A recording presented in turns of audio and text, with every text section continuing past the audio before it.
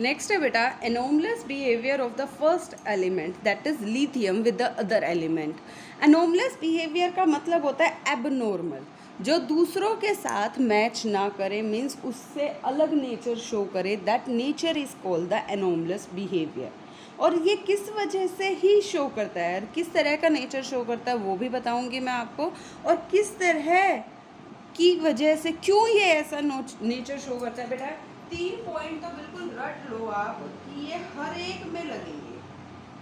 Means कभी भी किसी का भी एनोमलस बिहेवियर पूछ लेना बेटा आपसे, वो एक वर्ड याद रखना, ये 3 याद रखना, small size, high ionisation enthalpy, absence of d orbital. 2p तक होता है ना बेटा, 3d तो 3d होता है, 2d नहीं होता, तो absence of d orbital form covalent bond. बाकी सारे आयनिक बॉन्ड बनाएंगे, लेकिन ये जो लिथियम है वो दूसरों से अलग किस तरीके से है कि इसकी एक तो स्मॉल साइज है, हाई आयोनाइजेशन एंथैल्पी है, कोवेलेंट कैरेक्टर शो करता है। बेटा एक पॉइंट और याद रखना इसका, कोवेलेंट कैरेक्टर और क्यों शो करता है, because of high polarising power. Polarising power का मतलब क्या होता है, मैं थोड़ा सा एक्सप्लेन कर देती हूँ। मान लीजिए ये एनायन है, ये इलेक्ट्रॉन है, और यहाँ से आ गया हमारा लिथियम। लिथियम जैसे जैसे इसके क्लोज आता जाएगा, ये इस सरफेस को, मान लीजिए इतनी सरफेस को ये न्यूट्रलाइज करता जाएगा, और वो आयनिक कैरेक्टर की बजाय अब वो कैसा कैरेक्टर आ जाता है, कोवेलेंट कैरेक्टर। क्लियर है बेटा? पोलराइजिंग मीन्स उसके आयनिक इफेक्ट का कम होना, यानी उसके कोवेलेंट कैरेक्टर का बढ़ जाना। तो लिथियम कंपाउंड्स का ये मेन नेचर है, small size, high ionisation enthalpy, absence of d orbital, form covalent compound, high polarising power. और अगर आपसे डिफरेंस पूछा जाए, इसी वजह से स्मॉल साइज़ वगैरह की वजह से बेटा ये मच हार्डर है, इसका मेल्टिंग एंड बॉइलिंग पॉइंट ज़्यादा होता है, लीस्ट रिएक्टिव है, मगर बहुत ज़्यादा बेस्ट रिड्यूसिंग एजेंट है। 3-4 पॉइंट याद कर लेना बेटा, इसके ज़्यादा याद करने की ज़रूरत नहीं है। 4-5 पॉइंट तो मैंने ये लिख दिए, 1-2 पॉइंट क्या हो गया, नेक्स्ट जो मेन है, harder, high melting and boiling point,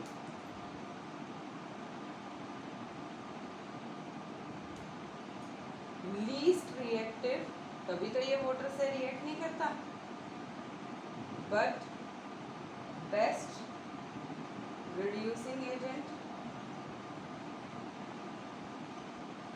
सारे पॉइंट याद करने की ज़रूरत नहीं होती बेटा, कुछ एक पॉइंट है जो हमें याद करने होते हैं, और यही है जो सिर्फ लिथियम है जो नाइट्रोजन से रिएक्ट करता है, और कोई नाइट्रोजन से रिएक्ट नहीं करता।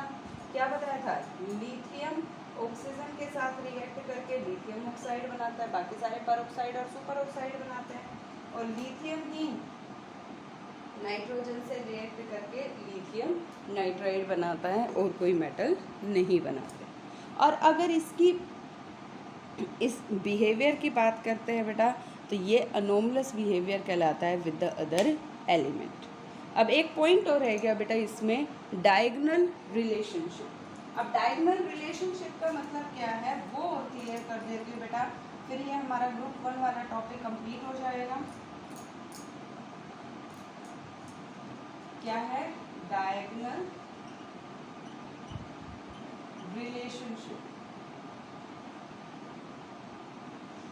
बेटा देखो, lithium, sodium, potassium, rubidium, caesium, francium, ये ग्रुप 1 के हैं।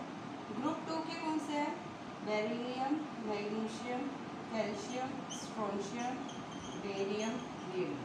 अब ग्रुप 1 का इस एलिमेंट का जो बिहेवियर है वो ग्रुप 2 के नेक्स्ट एलिमेंट से, नेक्स्ट पीरियड वाले एलिमेंट के साथ प्रॉपर्टीज शो करता है, सिमिलर प्रॉपर्टी शो करता है। इसी को ही हम क्या बोलते हैं बेटा, डायगोनल रिलेशनशिप। इसी को ही हम क्या बोलेंगे बेटा, डायगोनल रिलेशनशिप।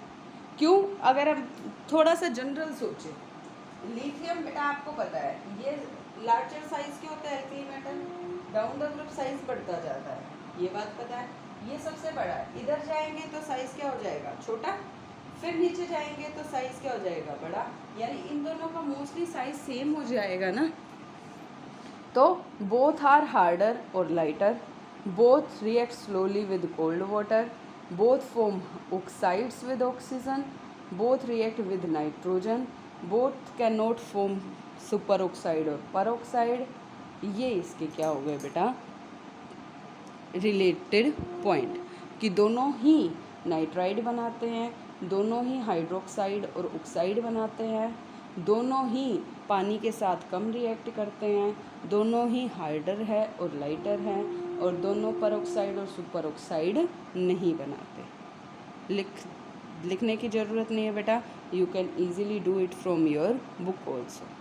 क्लियर है बेटा, this is all about group 1 element. अब आपका बच जाता है बेटा ग्रुप 2।